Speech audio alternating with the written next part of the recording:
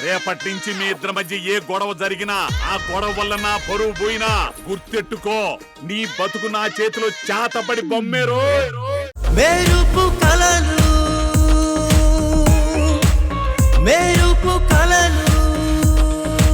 ఆవిడ గారికి 3 ఆడపిల్లలున్నా పెద్ద కూతుర్ని మాత్రమే కూతురు అనుకుంటే పరిస్థితి ఇలాగే ఉంటుంది.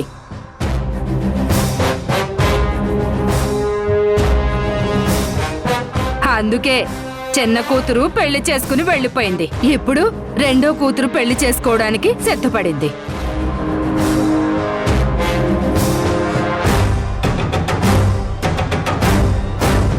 అదేంటో విచిత్రం. ఏ ఇంట్లో అయినా ముందు పెద్ద పిల్ల పెళ్లి జరిగిన తర్వాత చిన్న పిల్లలకు పెళ్లిళ్ళు జరుగుతాయి. ఎక్కడ మాత్రం ముందు చిన్న పిల్లల పెళ్లిళ్ళు జరుగుతున్నాయి. అసలు పెద్దదానికి పెళ్లి జరుగుతుందో లేదో. అవునత్తయ్యా, నా తమ్ముడు బతుకుంటే ఇలా జరగనిచ్చేవాడా? వాడు పోయాడు. ఇక్కడ వీళ్ళిష్టం నడుస్తోంది. భాను ఉన్నా కూడా మీరన్నట్టు సౌందర్య మాత్రమే కూతురు అనుకుంటుంది. అందుకే ఇక్కడ వీళ్ళ జీవితాలు నాశనం అవుతున్నా తను పట్టించుకోవడం లేదు. భానుని సౌందర్యని కాపాడ్డానికి నా కొడుకు ఎవ్వరూ మొయ్యలేని నిందను మోసి ఆ దుర్మార్గుడు రాహుల్ని జైలుకు పంపిస్తే ఇప్పుడు ఈ సంయుక్త పెళ్లి చేసుకొని మనతో బంధం కలపాలని చూస్తే భాను తట్టుకుంటుందేమో గాని నేను తట్టుకోలేను.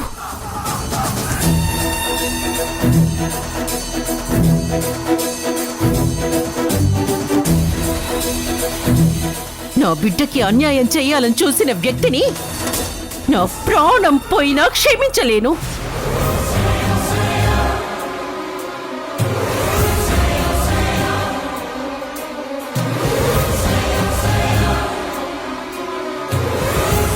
ఇంత చేసిన వాణ్ణి క్షమించి భాను పెళ్లి చేస్తుందేమో కాని నేను మాత్రం అవసరమైతే సంయుక్త కాళ్ళు విరగ్గొట్టి మూల కూర్చోపెడతాను కాని చూస్తూ ఊరుకోను.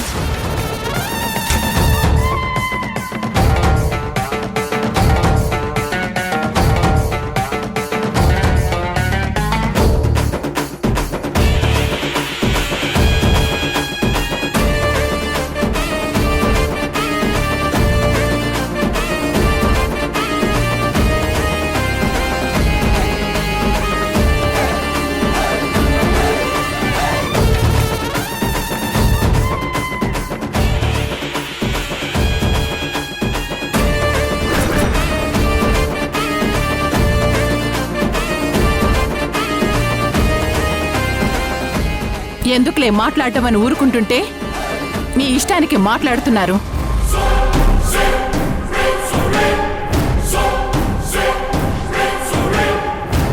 నా కూతురి భవిష్యత్తు నాకు పట్టలేనట్టు మాట్లాడుతున్నారు.